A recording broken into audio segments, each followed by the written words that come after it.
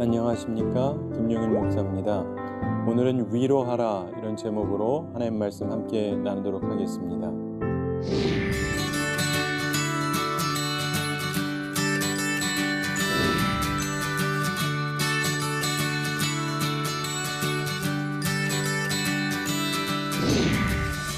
예수님께서 천국은 마치 밭의 감추인 보화와 같다라고 말씀하셨습니다.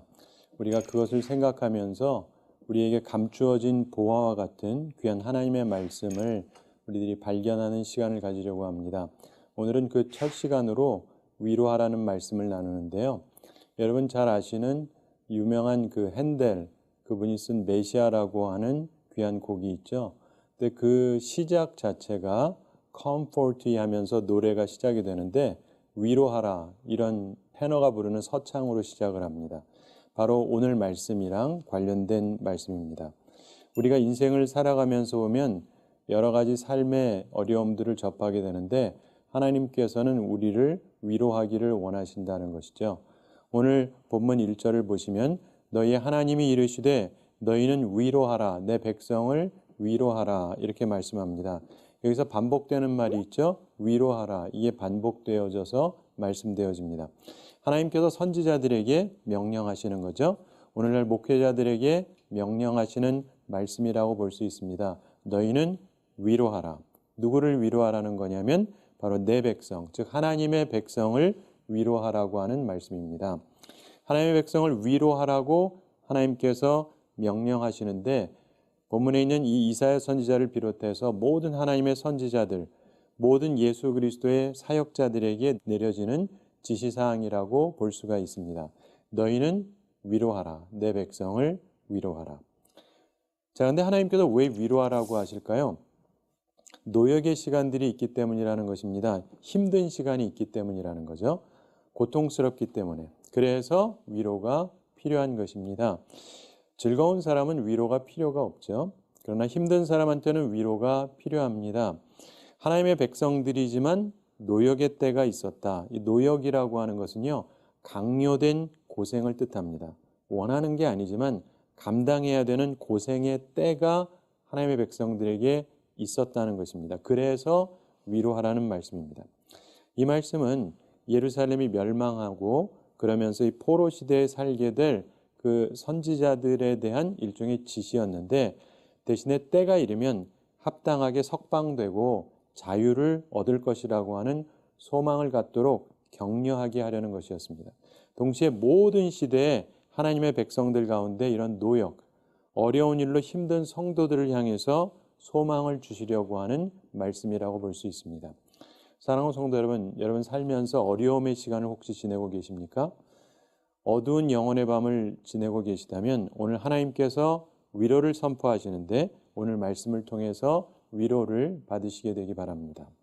2절 말씀에서 보면은 너희는 예루살렘의 마음에 닿도록 말하며 그것에게 외치라. 그 노역의 때가 끝났고 그 죄악이 사함을 받았느니라. 그의 모든 죄로 말미암아 여호와의 손에서 벌을 배나 받았느니라 할지니라 하시니라. 자, 선지자들이요 예루살렘의 마음에 닿도록 말하고 외쳐야 됩니다. 무엇을 외치냐면 그 노역의 때가 끝났다. 그 죄악이 사함을 받았다. 이렇게 마음에 닿도록 외치라는 것입니다. 사랑하는 성도 여러분, 하나님께서 오늘 여러분 중에 이 말씀을 필요로 하는 분에게 말씀하기를 원하신다고 믿습니다. 혹시 힘드시거나 고달프거나 그렇다고 한다면 기억하십시오. 이제 그 노역의 때가 끝났다. 내가 겪었던 그 서러움의 시간들, 힘든 수고의 시간들, 이제 그 노역의 때가 끝났다. 이게 하나님의 말씀입니다. 무엇보다도 그 죄악이 사함을 받았다라고 말씀합니다. 내가 힘들어야 됐던 어떤 이유, 그 죄악이 사함을 받았다는 것입니다. 따라서 이제 그 노역의 때가 끝났다는 것이죠. 어떤 할머니가 있었는데요. 이분이 꽃을 파는 할머니였습니다. 근데 옷은 잘 입지를 못하고 손에도 보면 고생한 표시가 많이 나는데 근데 얼굴은 항상 웃고 계세요.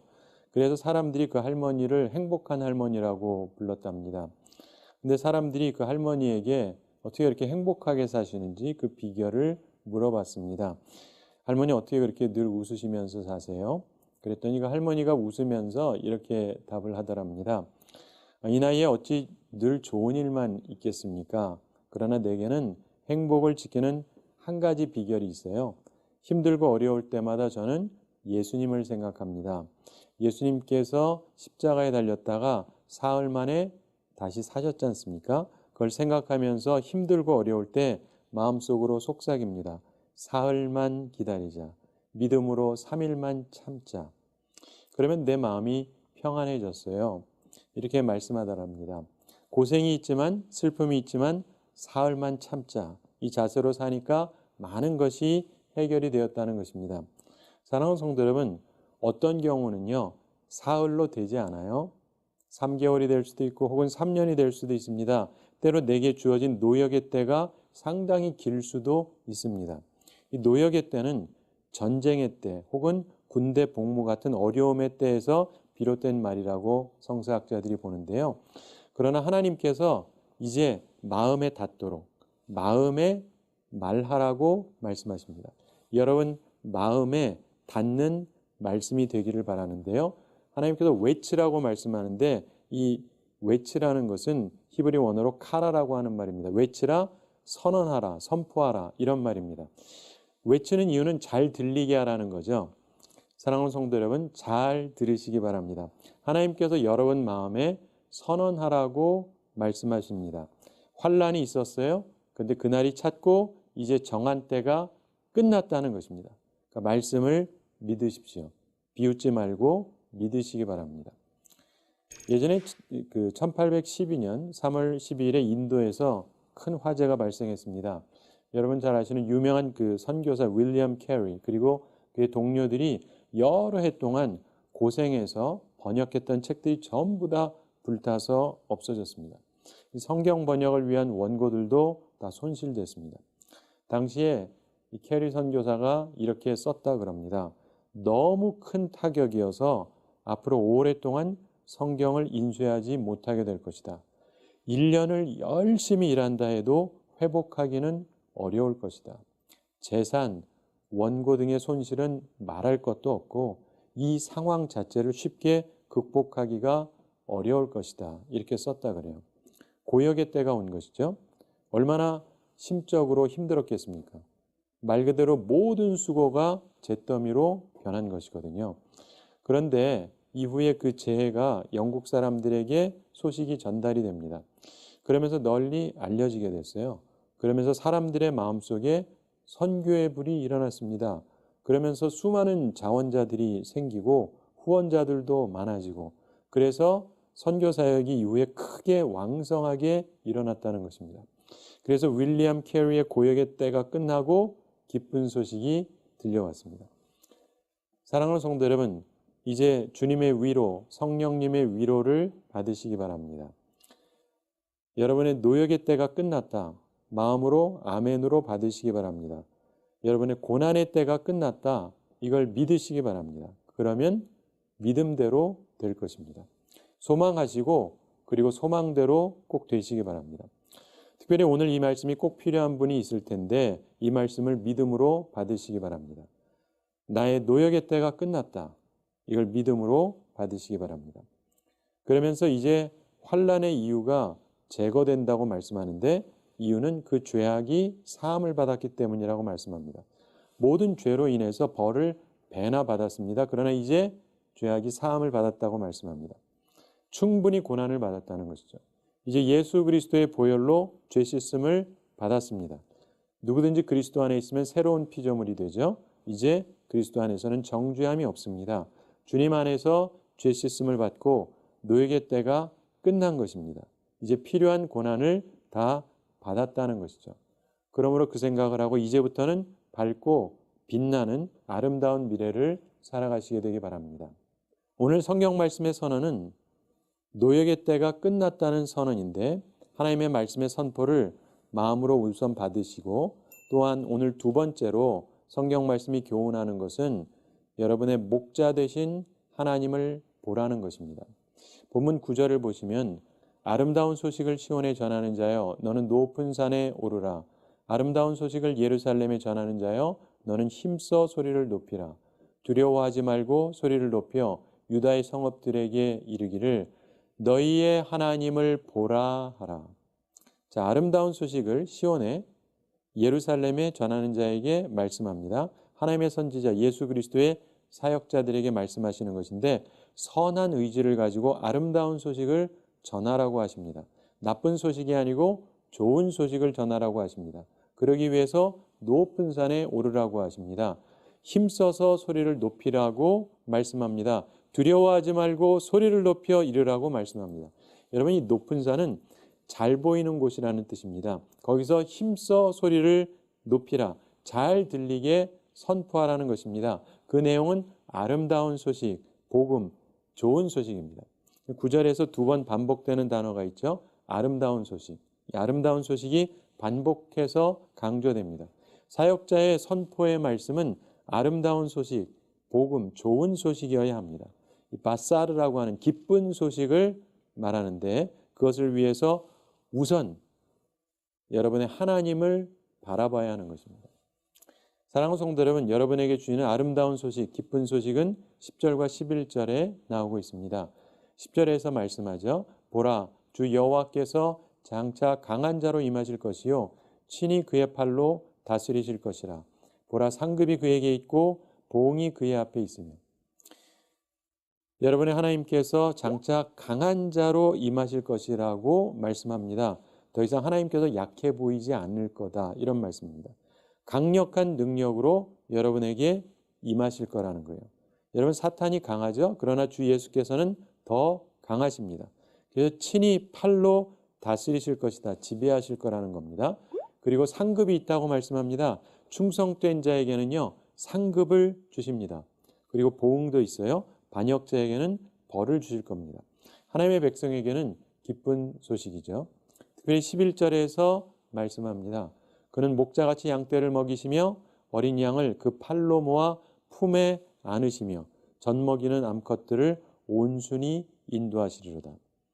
하나님께서 우리의 목자가 되어주신다는 것입니다. 따라서 여러분의 목자 되시는 하나님을 바라봐야 합니다. 목자 되신 하나님께서 그의 백성에게 세 가지를 해주실 것입니다. 첫째로 필요를 채워주십니다. 본문에서 양떼를 먹이신다라고 말씀하죠. 양떼를 먹인다는 것은 필요를 채워주신다, 이런 뜻입니다. 생명의 말씀으로 먹여주시고 모든 필요를 채워주실 것입니다. 두 번째로 사랑해 주실 것입니다. 그의 팔로 모아 품에 안으신다, 이렇게 말씀하는데 이것은 사랑해 주신다는 뜻이죠. 자애로움과 사랑으로 대해 주실 거라는 겁니다. 주님께서 나를 품어주시는 것을 한번 느껴보시기 바랍니다. 세 번째로 인도해 주실 것입니다. 이 젖먹이는 암컷들을 온순히 인도하실 것이라고 말씀하는데 이 말씀은 괴로움을 가하지 않고 인도해 주신다, 이런 뜻입니다. 우리 사정을 고려해 주신다는 것이죠. 부드럽게 인도해 주실 거라는 겁니다. 예전에 1974년 서울 여의도 광장에서 6일 동안 개최되었던 엑스폴로 74 대회가 있었습니다. 당시에 국제 CCC 총재였던 빌 브라이트 박사님이 오셔서 주 강연자로 말씀을 전했는데요. 대회 이름인 엑스플로, 이거는 영어 explosion, 다시 말해서 폭발이라고 하는 뜻의 약자입니다.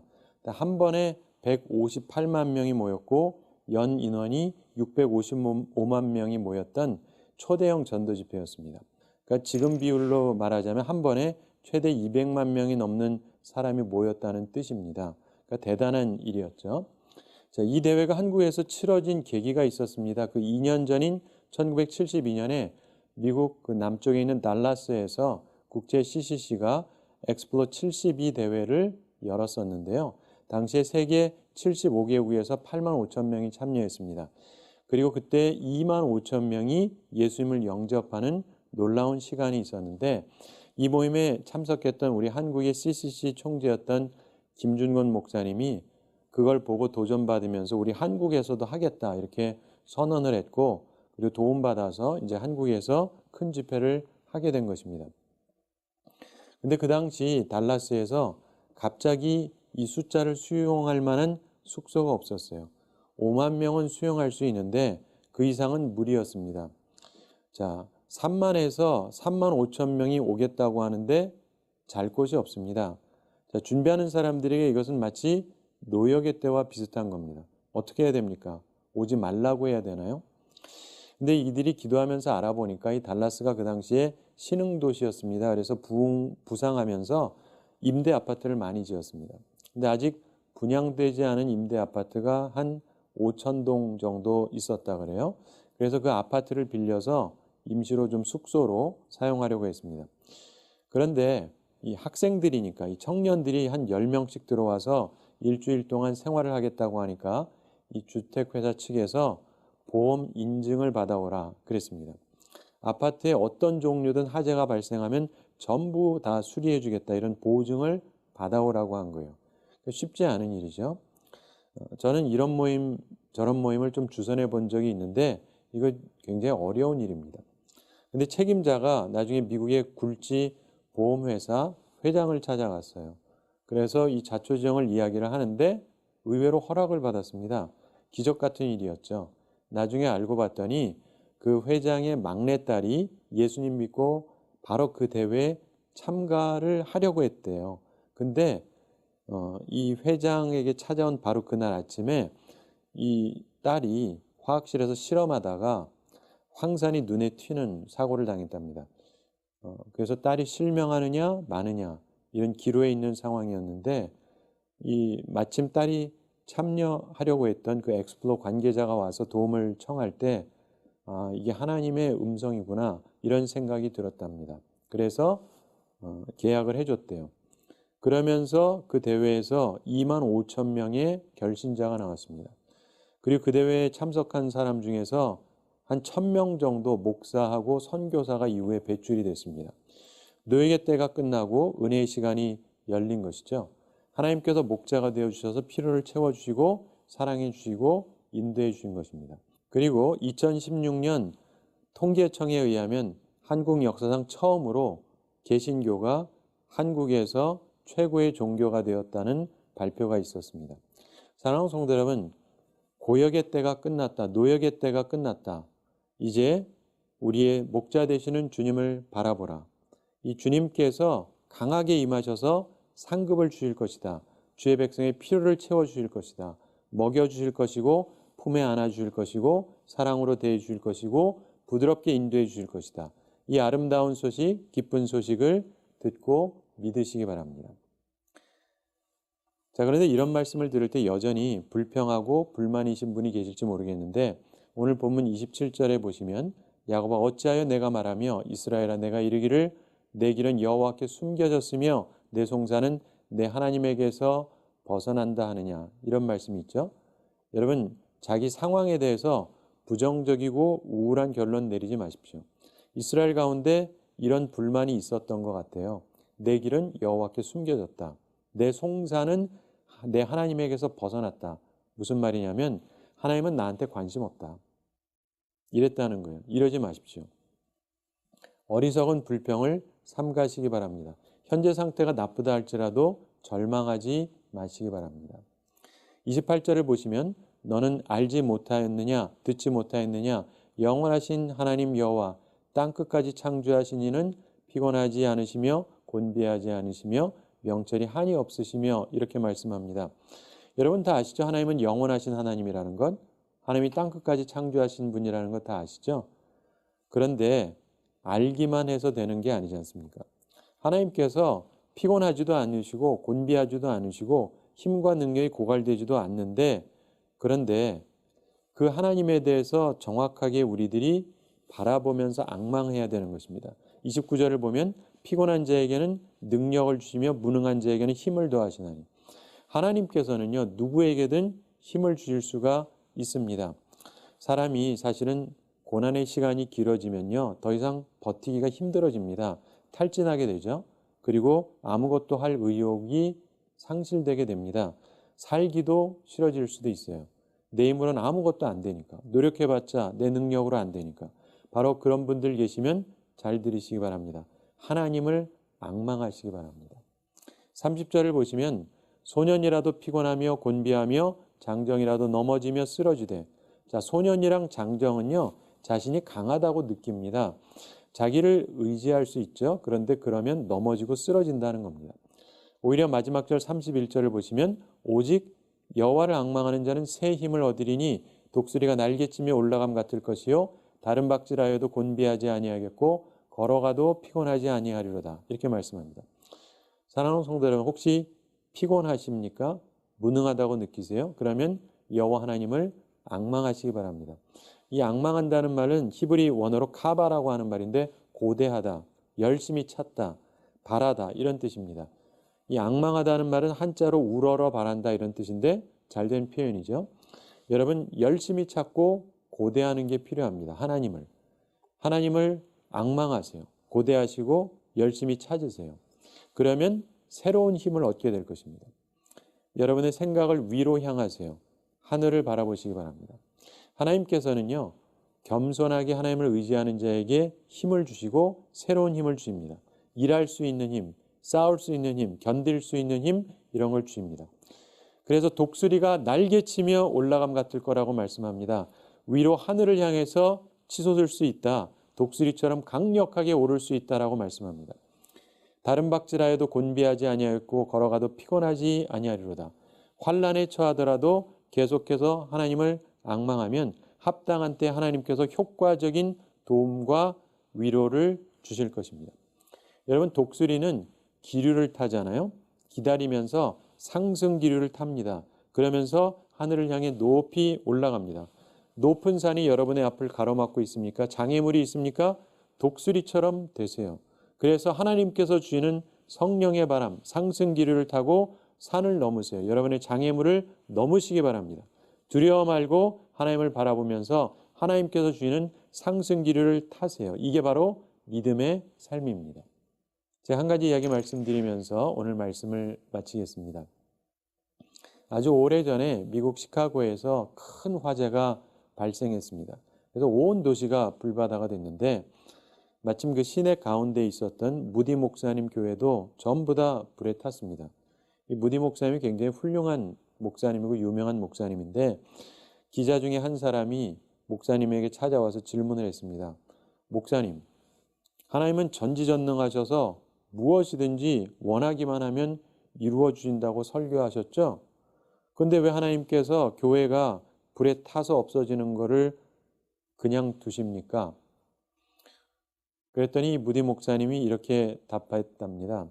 저는요 벌써부터 하나님께 큰 교회를 달라고 기도해 왔는데 그 기도 응답으로 지금 교회가 불탄 겁니다. 교회 건물을 헐고 새로 지어야 되는데 하나님께서 아예 그냥 불에 태워주셔서 건물 허는 비용이 들지 않게 해주신 겁니다. 이렇게 긍정적으로 얘기를 하더랍니다. 근데 기자가 어이가 없죠. 좀 따지려고 했는데 목사님이 그러니까. 목사님도 화재를 당해가지고 간신히 목숨만 건진 상태였거든요. 그래서 그 기자가 또다시 물어봤답니다. 목사님, 그러면 뭐 큰 교회 지을 돈은 가지고 계십니까? 그때 무디 목사님이 자기가 갖고 있는 성경책 보이면서 그러더랍니다. 저는 돈은 없습니다. 그러나 아무리 써도 바닥이 나지 않는 하나님의 금고인 성경책을 가지고 나왔습니다. 그러므로 여러분은 얼마 안 가서 불에 탄 전 교회보다 훨씬 더 크고 훌륭한 교회를 보게 될 겁니다. 이렇게 얘기했다 그래요. 그리고 실제로 이 무디 목사님이 나중에 영국에 가서 말씀을 전하고 영국 성도들이 그 목사님 얘기 들으면서 교회 건축을 위해서 많은 헌금을 해드렸어요. 그래서 결국 옛날 교회보다 훨씬 크고 아름다운 교회를 실제로 지을 수 있게 됐다 그럽니다. 이게 아주 알려진 유명한 일화 중에 하나입니다. 사랑하는 성도 여러분, 노역의 때가 있습니다. 힘든 때가 있어요. 그러나 절망하지 마세요. 하나님이 모르신다 이렇게 불평하지 마세요. 당신의 노역의 때가 끝났다. 이제 당신의 목자 되신 하나님을 바라보라. 이 말씀을 마음으로 받으세요. 그리고 주님을 앙망하시기 바랍니다. 그래서 새 힘을 얻으시기 바랍니다. 독수리가 상승기류 타고 올라가는 것처럼 주님께서 주시는 상승기류를 타고 믿음으로 여러분의 앞을 막는 어떤 장애물이든지 어떤 산이든지 넘으시기 바랍니다. 하나님의 인도하심을 따라서 하나님의 사랑을 받으면서 필요를 채우면서 복되게 사시기 바랍니다. 하나님께서는 우리를 사랑하십니다. 하나님의 위로를 받으시기 바랍니다. 성령의 위로를 받으시기 바랍니다. 바라기는 새로운 힘을 가지고 승리하며 살아가는 우리 모두가 되기를 우리 주님의 이름으로 축원합니다. 우리 한 주 동안 지내면서도 주의 말씀을 기억하면서 위로받고 또 위로하면서 아름다운 삶을 살아가는 우리 모두가 되기를 바랍니다. 감사합니다.